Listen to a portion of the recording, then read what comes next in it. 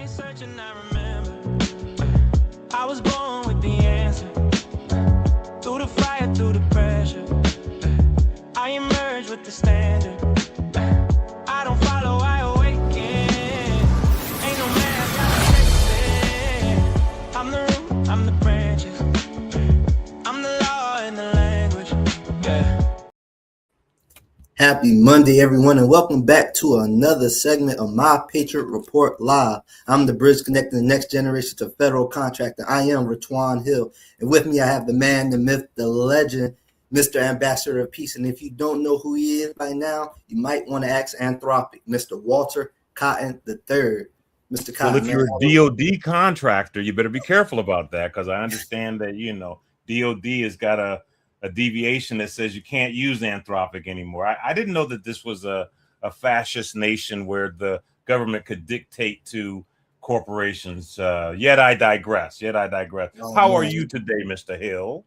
I'm good, because I was about to say that Fable 5, the government was like, oh, wait, let me take that back. They rolled it out again, but they snatched it back. They was like, wait a minute, that's a little bit too, you're doing a little bit too much now. You're giving the public a little too much. They had to snatch that back. So, I'm really questioning, how that went when they pulled that back. And, I seen something on Claude about they work with the people who best can handle it to patch up where the errors was at. So I even question that. Wait a second. Now, it seems to me that I've tapped into a stream of consciousness that is rich in your mind, and so the Fable Claude scenario you're talking about. Can you give me some background on what you're talking about? I want to make sure I'm following. Yeah, so when Claude released their first, they released their most powerful model, and that was the Claude Fable Mythos. And so just for the audience, when Claude, ChatGPT, Gemini, whatever large language model you use, they have like basically different tiers of which AI you can use. And, the higher the tier, the more comprehensive the AI generates outputs. For this instance, Claude released their Fable. When they originally released it, the government, snatched it back because they said that it was too powerful. The Fable was identifying errors in all codes, and they saw that as a security risk because while it could identify errors, it could also be used for hacking.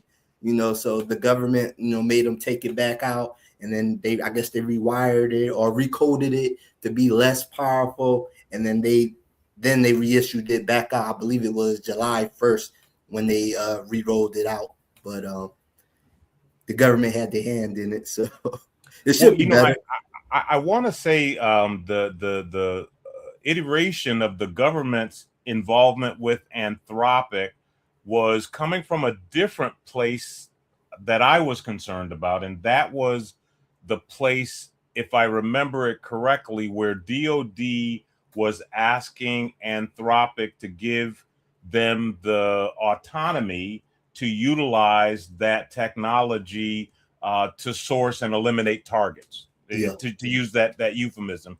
And Anthropic refused to give DOD that authority, and that caused the rift between the government and Anthropic.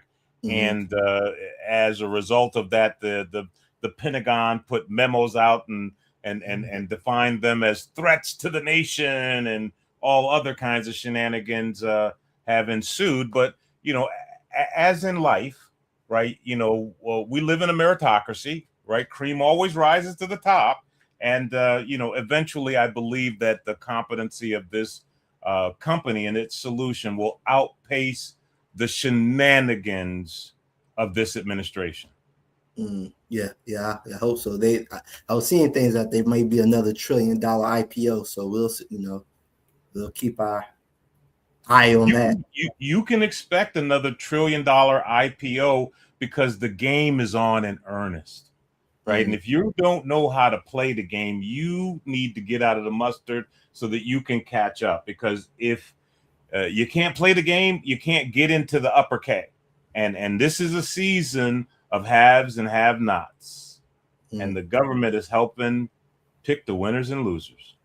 Yes, sir. Yes, sir. Now, as we go into that, the upper K and, our movement, we're driving to put us in the upper K. I want to start with, we got to go back to, what's going on, shed some light on it. It seems like the attacks have, we've been dropping bombs on Iran continuously now since this MOU came out. Now, to my understanding, we have a War Power Resolution Act already. The House and Senate already, have a signed War Power Resolution Act, and right now we're seeing continuous bomb dropping. So it looks like a straight up, I'm gonna do what I think is best. So where are we at with this now? I don't know. Should we just be insulating at this point? Should we be still reaching out to Congress? We are, in my epitome, at the intersection of the we the people moment, right? Because the Congress, and I'm specifically going to talk about the shit show in Iran right now. The Congress, the House and the Senate, made the people's wishes known in the War Powers Resolution that was passed a couple of weeks ago, which benevolently asked the president to come back before Congress and explain to Congress the significance and the justification for the action that we have underway. It's my understanding that that bill passed with the majority of the House of Representative members voting to the affirmative and the majority of the Senate voting to the affirmative. And so if I understand our constitutional parlance now, right, the president is under constitutional obligation to follow through with that that suggestion. And if the president doesn't follow through with it, then that would be, I think, something that could be considered a violation of the Constitution. Well, the bombs flying in the Strait of Hormuz without any reconciliation before the Congress by this administration is a direct violation of that piece of legislation that's already been approved. It's already been voted on. So the people have to ask themselves the question, are we dealing with a tone-deaf Congress? Are we dealing with a feckless Congress that is completely under the control? They're completely under the hallucination of this administration or the financial control of their political action committees, so much so that we have obvious evidence and fact that we're ignoring. Right? This is the latest example of evidence and fact that we're ignoring, that there is an attempt to subvert the the authority of the Congress. And so I think that we need to get the Congress to wake up and grow a pair and do what needs to be done and say to this administration the quiet stuff out loud.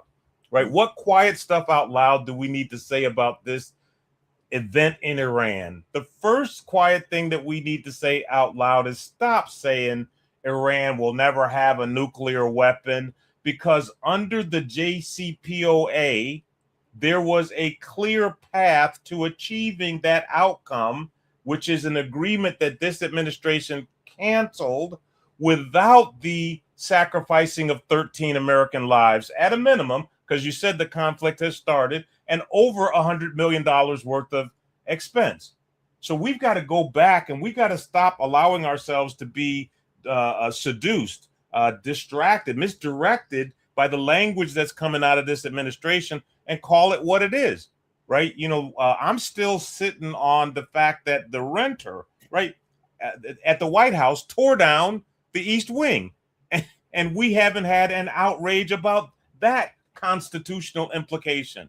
Right, the name on the Kennedy Center, again, an abuse of constitutional, or should I say, executive branch authority. Some of this crap that has come out of these executive orders that were the reason that I got off of my world cruise to come back to these United States, this stuff is just downright threatening. It's undermining the safety of these United States, especially them bullshit procurement regulations that are consolidating requirements under the government's purchasing agent, which makes fraud, waste, and abuse just a little bit easier.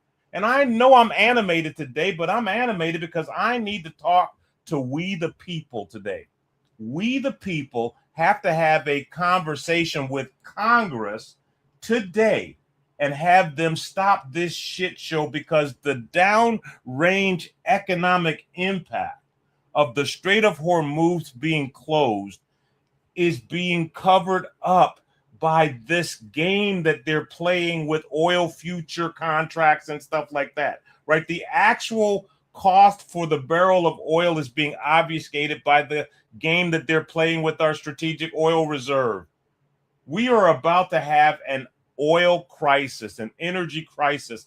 And if you've never seen one of those, I have, right? If you've never lived through one of those, it is an experience that we don't want to enjoy, right? Because we have so much that's tied to our energy. And I got on this soapbox first thing this morning, Mr. Hill. I didn't mean to, but I need to send the call to action out that says, wake up, America.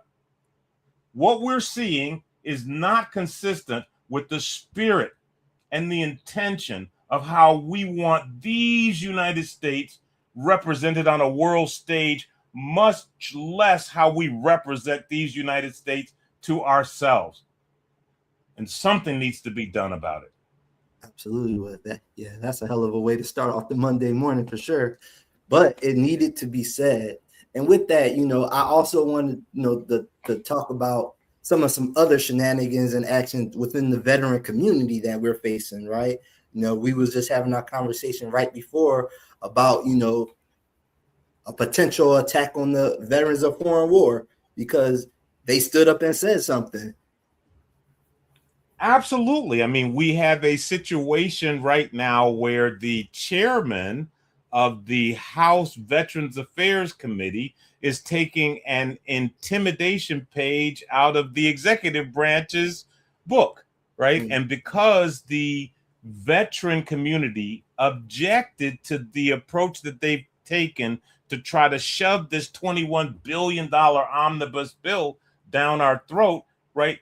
He sends a letter to the Secretary of the Veterans Administration and asks them to look into the charter of the Veterans of Foreign Wars. Well, Mr. Chairman, let me tell you in a full and deep-throated voice, we don't play that way, right? We don't roll like that. We will not be intimidated.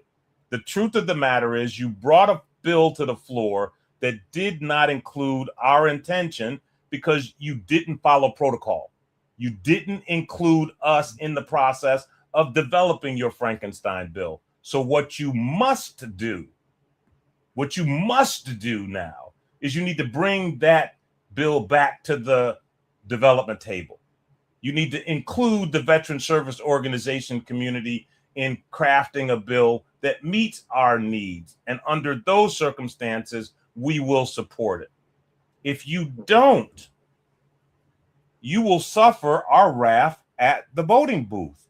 In the midterm election, we will hunt you down in the general election, and we will make sure that you are no longer in office. And that's who I am, because a lot of people wonder, like, where does this guy get the audacity, the authority, the unmitigated gall to speak that way? I get that from my education. I know my rights as a citizen of these United States of America. I'm a disabled veteran, folks. I paid my pound of flesh for the ability. I paid the iron price for my ability to say what I'm saying. And what I'm saying to my fellow veterans, it's time, right? It's time to stop playing the partisan game, right? We're playing the patriotic long game because we need to make America safe again. And the economic recession, the economic downturn, the shit show that's on its way is not going to spare any of us. So let's get control of it, right? And let's reduce its impact starting today. Absolutely. And guys, this is another reason why you need to join the Elite SDVOB network, to be a part of this movement, to be a part of the good fight, to be a part of this revolution as we fight for veteran rights and making things more equal for us. So surf down to the website. And again, I will reiterate that joining the New York Elite SDVOB network is free. And if you don't want to join, that's fine. And you still want to contribute, you can scan the barcode, and anything you donate will be very much appreciated. But and I want to interject something on that, because many are called, but only few are going to be chosen to participate in this elite service disabled veteran network reinvention that I'm going through, right? And those individuals are going to get access to my proven system that's responsible for, depending on what camp you talk to, $150 billion worth of existing awards to disabled veterans, or over $300 billion. The bottom line, it's a system that can't not work if you don't work it. And so we're going to make that solution available to Mr. Hill and his cadre of people that are going to be empowering this reintrification strategy, which I love. I mean, I'm just crazy about this idea of young veterans, right, taking control of their economic prowess and focusing it like a weapon on a community for economic development purposes. Moving forward, as this shit show unfolds around the country, the reintrification model that Mr. Hill is pointing you to may be the only oasis available in the country. Absolutely. Now that's actually a perfect segue, because that's why I wanted to talk about this reintrification. Now, last week we talked about how the federal contracting and SDVOSB have the golden ticket, and that's the enabler. But I want to actually discuss about the actual mechanics of it. We talk about domicile on the federal contract, but exactly how does that translate into opportunity for that community? Is it from me hiring a project manager in that community, payroll?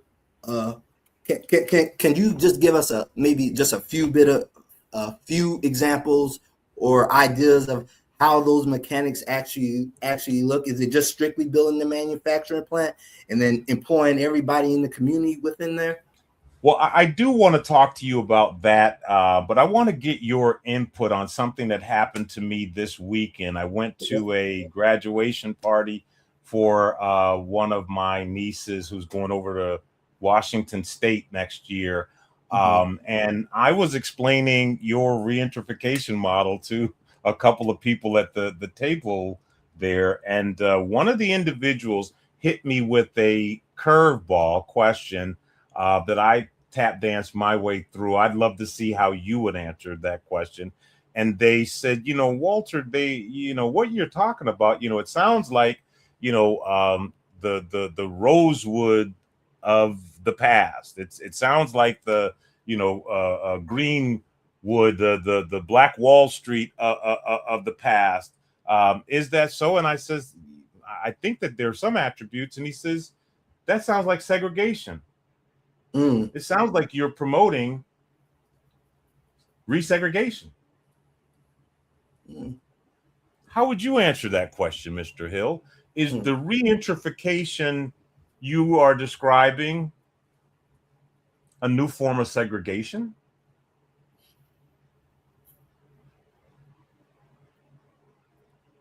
That's a good question. And I would say it depends. It's how you look at it. If you look at it as, we're segregating, we only want these type of people in the community, and you look at it from a negative bias standpoint or from a bias standpoint, then I could see how, you could have a negative outlook. But I would say that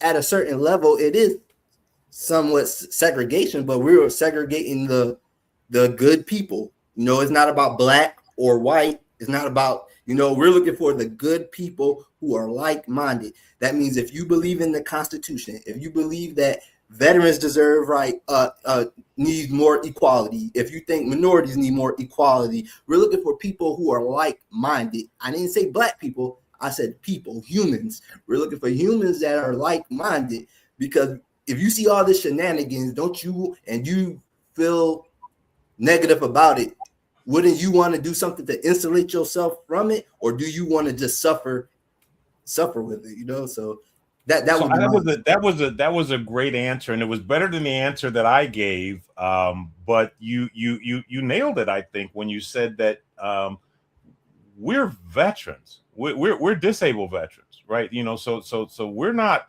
racist. We're not partisan. We're patriotic. And so what we're talking about is building communities of good people, right? Good moral foundations, right? Good educational fiber that have the provision to cause this vision of intra or reintrification that you have to happen. And so that question that you asked was for a little bit of a deeper dive on the reintrification benefits, right, for a community. And very simply put, it's not rocket science. I mean, it's a situation where we have a group of disabled veterans that have a settled law advantage that they can use to compel the contracting community to award them contracts. Let me say that again, right? We have a group of veterans that have a settled law advantage that allows them to compel the contracting officers to award them contracts. Some of those contracts have a place of performance that's at the discretion of the awardee. So those veterans are making a proactive decision to get together with like-minded veterans and say, hey, let's go win a cluster of these contracts and let's go domicile them in a geographic area. Simple, right? And since we've got over 150 or $350 billion worth of past performance, we think we can do it again. And since we equally know that there's a $1.3 trillion demand signal we're pointing against, well, let's just say we've got a secret. So in addition to those disabled veteran contracting assets, which will employ hundreds, if not thousands of people in those communities, you're talking about also leveraging the attributes of the Defense Production Act, right? Which takes advantage of the government's strategic economic missions. And in this particular instance, it's the government's mission of revitalizing our manufacturing base. So we've got to bring back manufacturing of all kinds of stuff that we allowed to go offshore during crazy political seasons that birth strategies like NAFTA, right? Where in North American Free Trade Agreement, we ship all of our manufacturing to Mexico where they could do it cheaper or offshore. So the Defense Production Act allows us to partner with the federal government so that they could become a layer of the capital stack that we will use to create a new manufacturing plant for X in a community. And in this instance, instead of falling victim to the government's poorly thought out shenanigans, and I say poorly thought out shenanigans because this president has had the use of the Defense Production Act a couple of times, right? And the first time he was given access to it, he used it to promote Project Warp Speed. I'm using a wink for you guys to get the underlying indication there. And under Project Warp Speed, a couple, I want to say $400 million was allocated to both Kodak and GM to create ventilators, right? Remember, we were going to need ventilators, right, to take care of all of those people that were going to be in the hospital because of COVID, right? And right now we have $400 million worth of ventilators in the strategic stockpile, unused, because it turned out that ventilators were not the solution, right? Let's fast forward to today, right? What kind of application of the Defense Production Act do we see right now? One of the first actions out of, and I didn't say the first, I said one of the first actions out of this administration with that act was to invest in coal manufacturing and coal production, right? Not clean energy, right? Coal manufacturing and coal production. That doesn't seem wise to me, right? It doesn't seem wise to me that we're increasing our dependence on fossil fuels while giving people grants to tear down wind farms, right? It doesn't seem wise to me that we're not, looking at cleaner, non-fossil forms of energy when our major adversary, China, as an example, China has one of the most robust nuclear plant building systems underway. I digress. I don't know how I got off on that tangent. I'm going back to explaining the benefits of federal contracting, the benefits of utilizing the Defense Production Act in concert with federal contracting to revitalize a targeted geography. Now, just imagine that, right? You got a bunch of veterans coming in with their 20, 30, 10, $100 million contracts, right? That's being complemented by a manufacturing plant for durable medical equipment, right? That's being complemented by a manufacturing facility for the next drone solution or the next autonomous vehicle solution that's going to support a mission to Mars or the like, right? So now you got a good foundation of economic energy in that community that supports the creation of franchises for food, right? For dry cleaning, for automotive, right? You have an economic engine that comes from the force multiplier that Mr. Hill talked about, taking our individual veteran attributes and coalescing them into a weapon that we could use to rebuild our community. In this instance, Mr. Hill is targeting communities like the one that he and I came from. And I think that gives you the high level overview you were asking for. Yes? Yeah, absolutely. Absolutely. Now, the question I did have was, okay, so the veteran, the individual that just heard this and is like, oh man, I love the idea of this now. I want to speak about it from two perspectives, from the individual who, the veteran who maybe just on the couch, YouTube University, he don't know what he want to do. He just got out and he hear this, but he's like, man, I don't got two nickels to rub together. How do I get in where I fit in? Like, realist, is it, do I need money? Do I just need you don't, right? This is a self-generating system, right? Because if you're a disabled veteran, what you don't know can hurt you. Like, for example, if you don't know about the VR&E program and the fact that they've got a self-employment track where the government will give you the money. Let me restate that. The government will give you the money to start your business under the self-employment track, right? You're twiddling your thumbs and worrying about stuff that already has been taken care of. The provision has already been put in place for it, right? The thing that you have to do is you have to stop seeing us as what we are not, right? We're not trying to be influencers, right? You've never heard us say, click the follow button, right? You've never heard us play that game. We're not trying to be influencers. We are transformational agents that are following that old adage that says, to one whom much is given, much is expected. And so we found our way to a blessing, a huge blessing that has done meteoric things in our life. And instead of keeping that to ourselves, we are selflessly investing our most valuable asset, our time, right? That's the only resource that no amount of money can replace, to make sure that you all have an MVP, right? You have the minimum viable product that you can use to change your life. So that's what Mr. Hill has been investing his cycles in doing for people of his generation.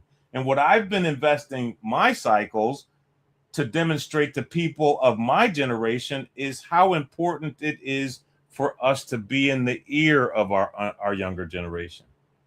How important it is for us to be the wind beneath their wings. How critical it is for us to help them make the mid-course adjustments that they need to get over the miseducation that they got from our school systems, or the conditioning that they got from the experience that they got growing up in this society. And so what we are is an example of what we'd like to see thousands, millions of us do. Absolutely. Partner together for community success. Yes, sir. Yes, sir. And one of the advantages or forward-leaning innovative ideas that we came up with and is our scalable, bigger small business solution. And especially in this fourth quarter, we see that contracting officers may be facing a bottleneck because of DEI being dismantled, consolidation of contracts. You know, Mr. Hill, I gotta stop you there, man, because you let that roll off your tongue, and there are contracting officers that are going out there. What did he just say? Right? Because what you said was bigger small businesses, right? Yeah. In the federal contracting parlance, that's an oxymoron. Like, what do you mean by a bigger small business? If I could ask you to describe or define what a bigger small business is.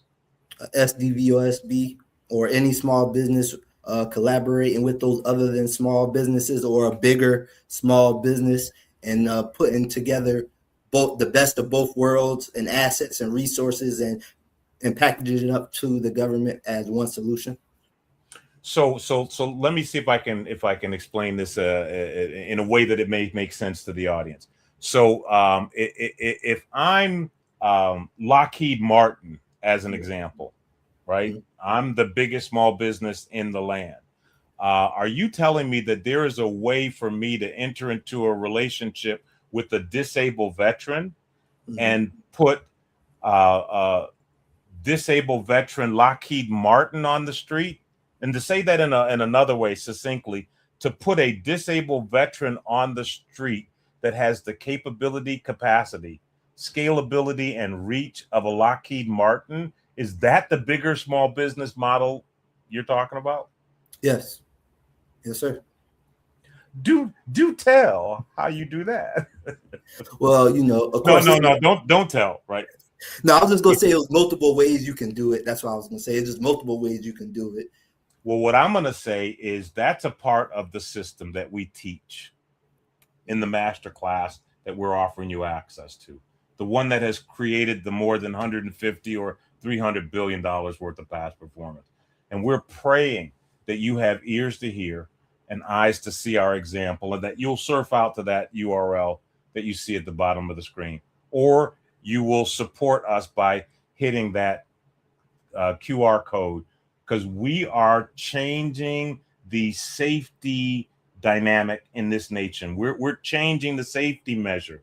Right now, we are economically at risk. And we are economically at risk because we're sliding down a road into recession, dare I say, approaching depression. We don't need that. We don't have to experience that. We can stop it before there is another Bitcoin example that the president's family participates in, and there's a pump and dump where they make a couple of $1 billion and the American people get fleeced again. We are stopping the fleecing of America, and it starts one veteran at a time. Absolutely, absolutely. And last thing I want to say, join us August 3rd, where we'll have our fourth quarter solution for the 1102 community, prime contractors, anybody who's looking for the solution. Join us August 4th as we have an event, as we explain this bigger small business scalable solution that answers the fourth quarter problem for contracting officers. And on that note, I am Ratwan Hill, and that is the Mr. Walter Cotton III. Until next time, guys.